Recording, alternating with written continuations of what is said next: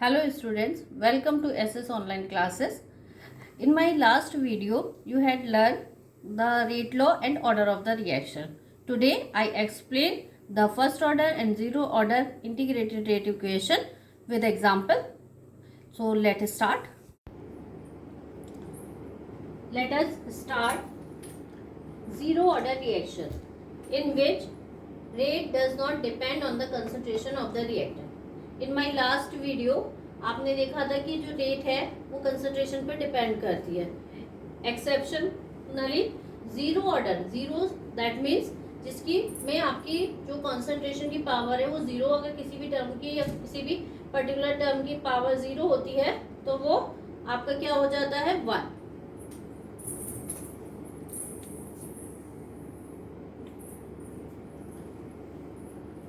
तो यहाँ पर आप देख सकते हैं कि रेट जो है वो आपकी यहाँ रेट में कंसंट्रेशन रेट एक्सप्रेशन या रेट लॉ जब आप लिख रहे हैं, रेट आपने लिखा, रेट डिपेंड करती है आपकी मोलर कंसंट्रेशन ऑफ ए पे जो कि रिएक्टेंट है उसकी पावर जीरो.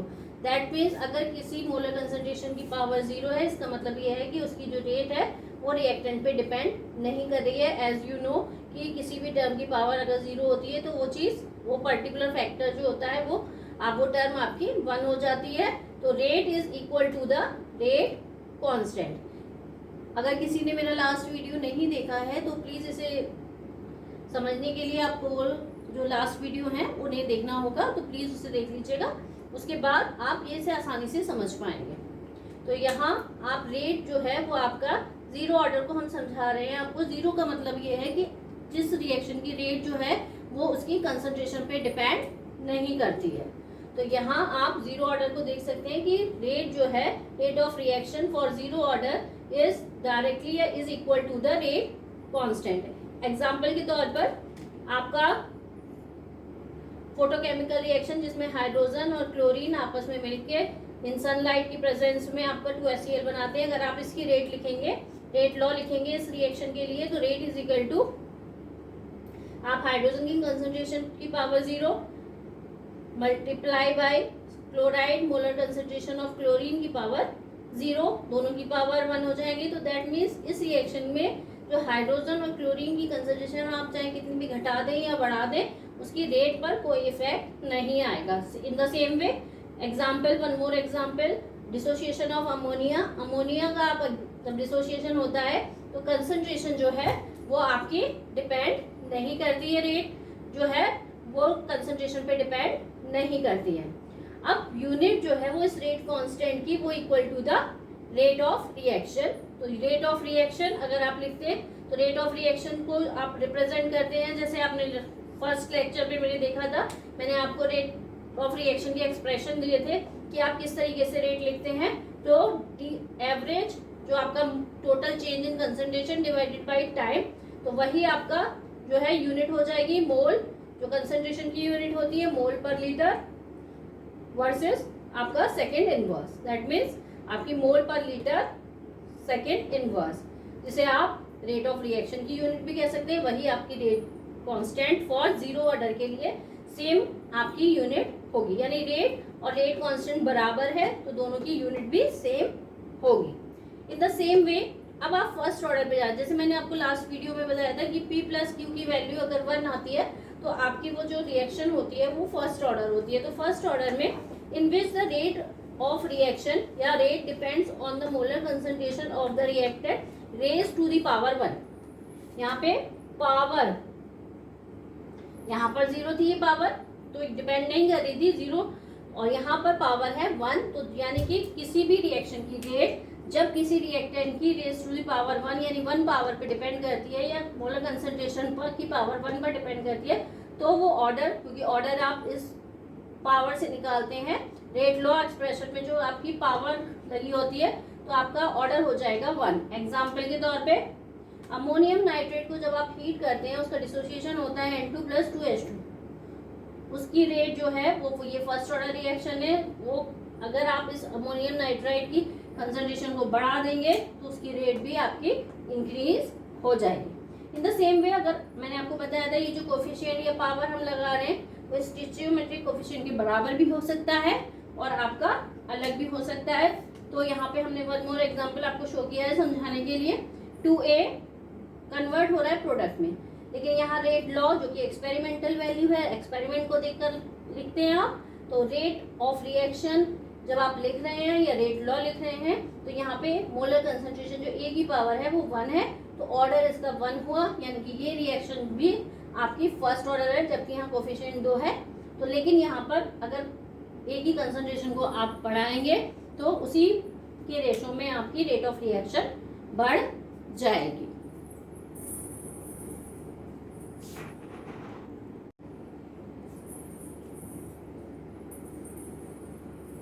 लिसन, अब अगर नेक्स्ट एग्जांपल के तौर पर हम देख रहे हैं a plus be converted into product. अगर रेट आपकी, हम जब रेट लॉ एक्सपेरिमेंटली हम रेट लॉ लिखते हैं तो वो डिपेंड कर रहा है a की पावर a पर और b की पावर 0 पर, तभी हम इसे लिख सकते हैं ये फर्स्ट ऑर्डर, यानी कि p plus q equal to 1, that means this is first order reaction. और आपको अदर वे में मे बी पॉसिबल कि k की पावर आपकी में a की पावर 0 हो, यानी कि a की कंसंट्रेशन पर डिपेंड ना करती हो रिएक्शन, केवल b की कंसंट्रेशन पर ही डिपेंड करे। तो इन दोनों में से किसी भी की कंसंट्रेशन पर डिपेंड कर सकती है रिएक्शन, और उसके अकॉर्डिंग आप रेट लॉ लिखते हैं। यहाँ पर आप देख सकते हैं कि a के रेस्पेक्ट में भी ये 1 फर्स्ट हो, तो ओवरऑल भी इसका जो ऑर्डर है रिएक्शन का वो 1 है। यहाँ पर b के रेस्पेक्ट में हमने 1 दिखाया है, तो यहाँ भी इसका ऑर्डर जो है ओवरऑल रिएक्शन का ऑर्डर जो होगा वो 1 होगा। अब अगर आप रेट यूनिट निकालते हैं रेट कांस्टेंट की, 0 ऑर्डर में आपने देखा था कि rate constant is equal to rate of reaction, तो रेट कांस्टेंट की यूनिट भी वही थी जो कि आपकी रेट ऑफ रिएक्शन की यूनिट होती है।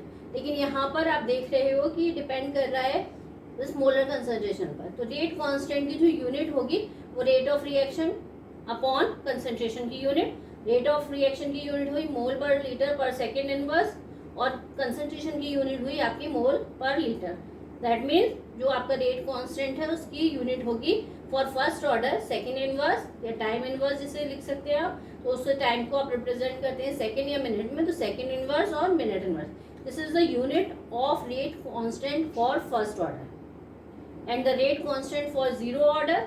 आपने लास्ट इससे पहले देखा था कि जो रेट कांस्टेंट था वो रेट ऑफ रिएक्शन के बराबर था 0 ऑर्डर में, तो उसकी unit in the same way rate of reaction की यूनिट के बराबर ही थी। अब यहाँ पे इंटीग्रेटेड रेट इक्वेशन आपको सॉल्व करनी होती है फर्स्ट ऑर्डर के लिए, उसी के ऊपर बेस्ड आपके न्यूमेरिकल आते हैं जिसमें आपके हाफ लाइफ भी पूछी जाती है, और इंटीग्रेटेड रेट इक्वेशन में इनिशियल कंसंट्रेशन और final concentration with respect to time पूछी जाती है। तो यहाँ पर हम integrated rate equation for first order reaction निकाल रहे हैं। तो suppose let us consider A जो कि प्रोडक्ट में बदला है, एक रिएक्टेंट है जिसकी इनिशियल कंसंट्रेशन A0 से रिप्रेजेंट की है हमने, और फाइनल कंसंट्रेशन को A ब्रैकेट में यानी एक्टिव मास ऑफ A ये लिखा है। तो ये फाइनल कंसंट्रेशन है, ये आपकी इनिशियल कंसंट्रेशन है A की, वो हमने यहाँ प्रोडक्ट। अगर हम स्मॉल टाइम के लिए इंस्टेंटेनियस रेट लिखते हैं, जैसे मैंने आपको बताया था अपने फर्स्ट लेक्चर में कि आपके केमिकल पार्ट 1 में, केमिकल काइनेटिक्स की पार्ट 1 में हमने बताया था आपको जो रेट आप लिखते हैं वो एवरेज रेट और इंस्टेंटेनियस रेट दो तरीके से लिख सकते हैं। तो यहाँ हम इंस्टेंटेनियस रेट लिखेंगे जिसे डिफरेंशिएट की फॉर्म में लिखेंगे। तो यहाँ आप हर शॉर्ट टाइम के लिए रिप्रेजेंट करते हैं, तो यहाँ D molar concentration of differential molar concentration of A upon dt directly proportional according to law of mass action, और की डायरेक्टली प्रोपोर्शनल है या रेट लॉ आपकी मोलर कंसंट्रेशन पर dA/dt के आपका प्रोपोर्शनलिटी कांस्टेंट या रेट कांस्टेंट आपने लगाया। इन द नेक्स्ट स्टेप आप इंटीग्रेशन लेंगे इसका dA/dt, इसको आप यहाँ ले आते हैं नीचे, dt को आप इधर ले आएंगे, तो यहाँ क्रॉस मल्टीप्लिकेशन होगा और उसके बाद आपकी जो इक्वेशन आएगी वो हो जाएगी आपकी डिफरेंशियल A ओवर जो आपकी इनिशियल कंसंट्रेशन जो डायरेक्टली डिपेंड है, ये आपकी स्मॉल किसी भी पर्टिकुलर टाइम पे आपने ये कंसंट्रेशन ली हुई है, ओवर आपका टोटल कंसंट्रेशन। इसको आप डिफरेंशिएट करेंगे with respect to concentration and with respect to time. तो यहाँ आपने जब इसे डिफरेंशिएट करेंगे तो आपका आ जाएगा log base E concentration is equal to KT plus I जो कि इंटीग्रेशन कांस्टेंट है। अब if T is equal to 0, जब आपकी रिएक्शन स्टार्ट हुई थी तो जब टाइम 0 था तो इनिशियल कंसंट्रेशन जो होती है वो 0 होती है। तो यहाँ पर अगर आप टी को 0 रख देंगे तो के टी इज इक्वल टू 0। तो यहाँ इंटीग्रेशन कांस्टेंट जो है वो आपका इस इनिशियल कंसंट्रेशन यानी ए के बराबर हो जाएगा।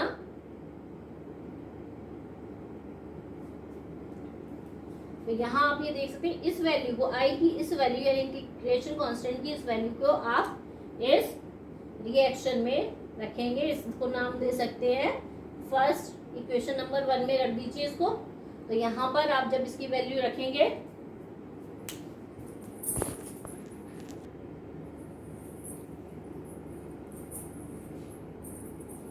put this value of I that is आपकी A is equal to A not, क्योंकि अगर T is equal to 0 है तो आपकी जो कंसंट्रेशन है वो किसी भी टाइप पे अगर इनिशियल कंसंट्रेशन इनिशियल टाइम पे जब आप कंसंट्रेशन देखते हैं तो वो आपकी A is equal to A not, जिसे आप इनिशियल कंसंट्रेशन से यहाँ मैंने रिप्रेजेंट किया था उसे आप यहाँ पर रखेंगे। तो यहाँ जो आपकी वैल्यू हो जाएगी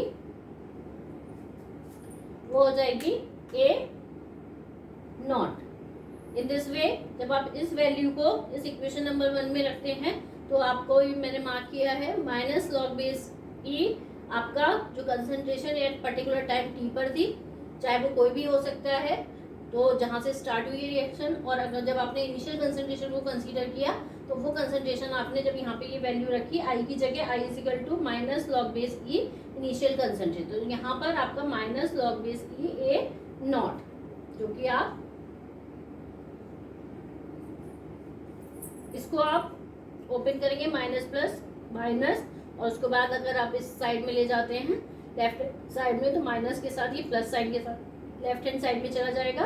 तो यहाँ आपका log base e molar concentration of A plus log base e, आपका log base e is equal to आपका जो है वो आपका आ जाएगा इनिशियल कंसंट्रेशन। इसको आप लिख सकते हैं A naught over A is equal to K T.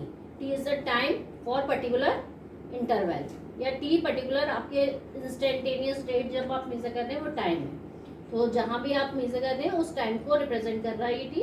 अगर आप इसको इधर ले जाते हैं तो ये आपकी equation, this equation is called integrated rate equation for first order reaction. This is very important, और ये आपके सभी मेडिकल और एंट्रेंस एग्जाम में या इंजीनियरिंग के एंट्रेंस एग्जाम में पूछी जाती है। इसमें हाफ लाइफ भी आप, यानी कि आपने हाफ लाइफ जानते हैं कि हाफ लाइफ क्या होती है कि किसी भी सब्सटेंस का आधा जो रिएक्शन है वो कंप्लीट हो जाए वो कितने टाइम में हो गया। तो टाइम और हाफ लाइफ से रिलेटेड आपके कुछ क्वेश्चंस हैं वो पूछे जाते हैं। यहाँ आप बेस 10 में अगर इसे कन्वर्ट करते हैं तो आप किससे मल्टीप्लाई करते हैं 2.303 अपॉन टी, लॉग बेस 10 हो जाएगा, then A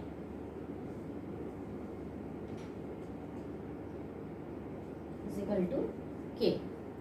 This reaction is used for numerical.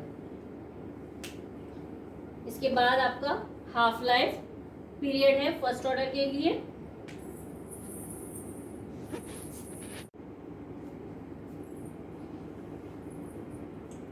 Let's see, अभी आपने निकाला कि integrated rate equation for first order reaction in this way, के जो रेट कांस्टेंट है आपका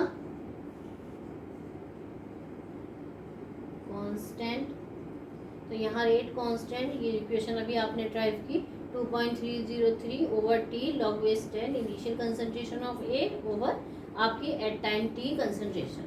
अब आप पढ़ेंगे इसी बेस पर हाफ लाइफ की। अगर आपको हाफ लाइफ पीरियड निकालना है, हाफ लाइफ पीरियड मतलब जितने समय में वो रिएक्शन आधी कंप्लीट हो जाती है, तो आधी रिएक्शन जो है वो कितने समय में कंप्लीट होगी, उस टाइम को हम रिप्रेजेंट करते हैं हाफ लाइफ टाइम से, या हाफ लाइफ बोलते हैं, और उसे रिप्रेजेंट करेंगे टी हाफ से।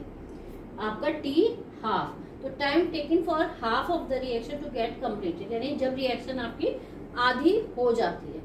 तो आधी होने का मतलब क्या है कि उसकी जो इनिशियल कंसंट्रेशन जो थी वो जब जिस टाइम पर आप नोट कर रहे हैं तो उसकी जो कंसंट्रेशन होगी वो उस इनिशियल कंसंट्रेशन की आधी होगी, यानी ए नॉट बाई 2। तो इस रिएक्शन में हम ये वैल्यू लगा देते हैं के 2.303, हाफ लाइफ पीरियड कैलकुलेट करनी है टी हाफ, लॉग बेस 10 ए आपकी इनिशियल कंसंट्रेशन है ए नॉट जिसे आपने लिखा है, और ये ए जो है वो आपकी at time T half concentration है, जो कि आपकी क्योंकि हाफ लाइफ पीरियड आप कैलकुलेट कर रहे हैं तो वो उस टाइम पे आधी रहेगा, ये यानी इनिशियल कंसंट्रेशन की आधी ए not by 2।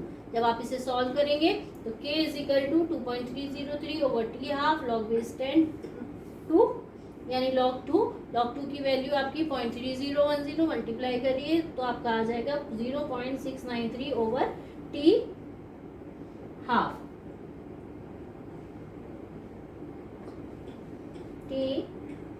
this value. This reaction is also very important for numericals. ये दो रिएक्शन आपकी फर्स्ट ऑर्डर के लिए बहुत इंपॉर्टेंट है, और इसमें आपके न्यूमेरिकल्स होते हैं वो अभी जैसे मैंने आपको बोला 50% कंप्लीट हो रही है रिएक्शन, तो क्या टाइम होगा या उसकी कंसंट्रेशन कितनी होगी, ए वैल्यू कितनी होगी ये पूछा जा सकता है, या रेट कांस्टेंट पूछा जा सकता है, या फिर 75%, 60%, 80% कितनी कंप्लीट हो रही है रिएक्शन, उस बेस पे आपका टाइम भी पूछा जा सकता है, और रेट कांस्टेंट पर्टिकुलर एक कांस्टेंट वैल्यू होती है, अगर वो दी हुई है तो आपका टाइम या कंसंट्रेशन पूछा जा सकता है, कंसंट्रेशन और टाइम दे रखा है तो रेट कांस्टेंट पूछा जाता है। इन दोनों पर बेस्ड आपके बहुत सारे न्यूमेरिकल्स आपको आपकी बुक्स में या फिर अगर आप कंपटीशन की तैयारी कर रहे हैं तो उसमें भी आपको मिल जाएंगे। नेक्स्ट लेक्चर में हम कुछ एग्जाम्पल के साथ सेकेंड ऑर्डर रिएक्शन स्टडी करेंगे। Thank you.